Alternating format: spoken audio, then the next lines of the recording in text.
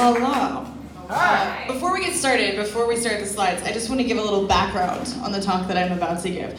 So the game that we played just a few minutes ago where audience members participated and gave quick talks, you remember that far back? Yeah. Okay, so we did that the last time we had a show in Boston, and one of the people in the audience gave a talk on why pandas are overrated. That's the exact noise I made. And I have been threatening to give this talk now for the better part of a year, and because of that, you ready? Woo! Here we go. All right. All right, well, in the meantime, thanks for coming out, y'all. Thank you for making this show not only possible once, but 8 times in Philly. Like, this is... That's rad. But this show's been lasting for years. All right, so we kick this off. So, my muggle name is Dr. Timaree Schmidt. My PhD is not in zoology, ecology, or anything related to China. I have no business giving this talk, but it's just very important to me. And so my thesis today is that pandas are the fucking best. Exhibit A. And that should really be all that I need to show you. However, there's anti-panda sentiment in the world. Like I said, there was that talk in Boston.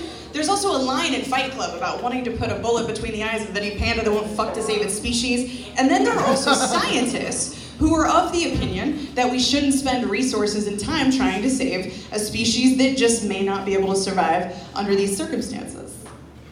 Like these fuckers. So this anti-panda sentiment, I'm here to counteract that. So first, what are a panda? So about 7 million years ago, pandas were these giant carnivorous bears.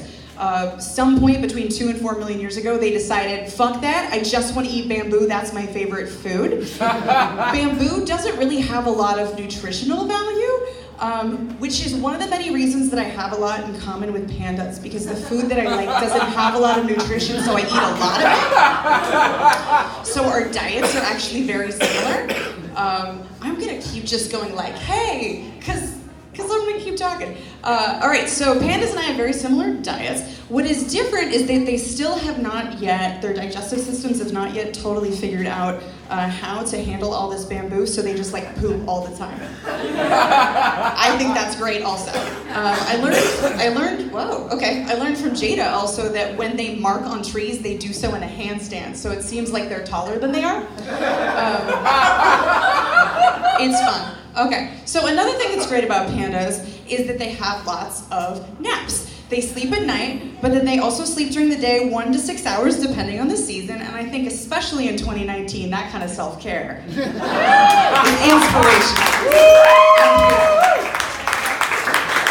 Another thing that pandas do for the world that's very important is they contribute to their ecosystem. So they're kind of like bees in that as they move around, like these stupid frolicking things, these are supposed to be gifts. I don't know why they're not working. But as they frolic around, they sort of disseminate seeds and they contribute to the vegetation of the ecosystem around them. They're a lot like bees in that way, so they're really critical. But the most important thing about pandas. Baby pandas! And when they're born, they're like the size of a stick of butter. And then in the span of like 2 years, they grow hundreds of pounds into these giant things that would totally kill you if they could. They're also super mischievous and curious from the beginning, and a huge pain in the ass for anyone who has to be responsible for them.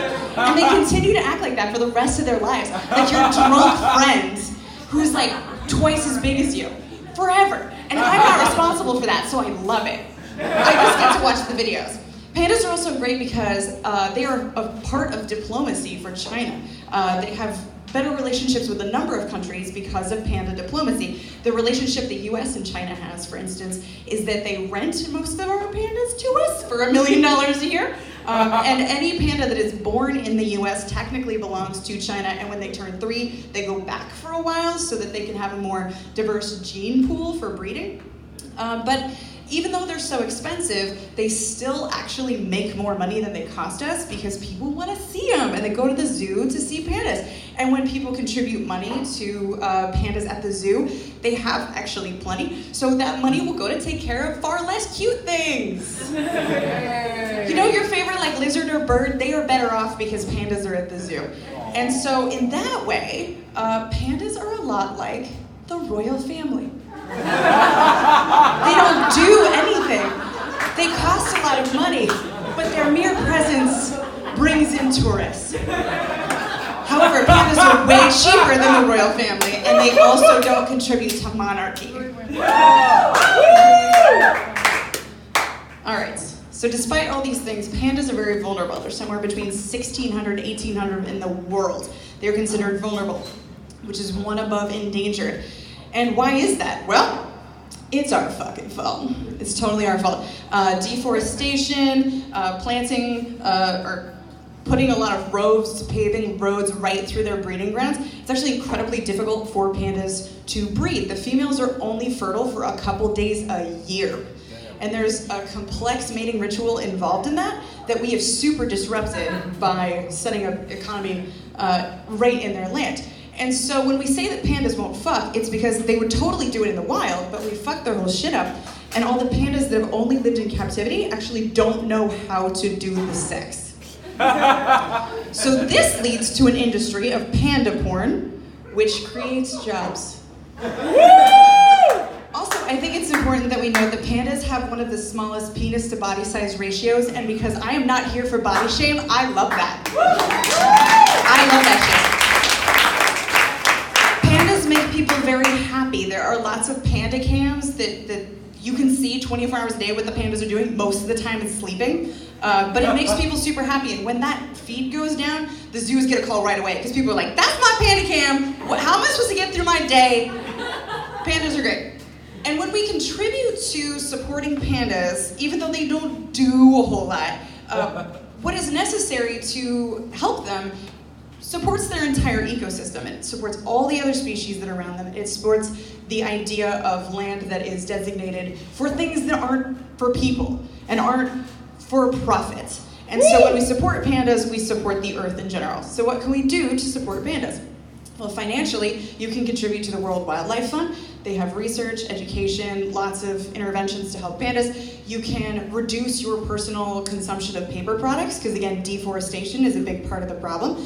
Also, anything that you do that combats climate change is gonna be helpful. And then finally, I don't know, you can also just spread the word that it's okay to like something just because it makes you happy.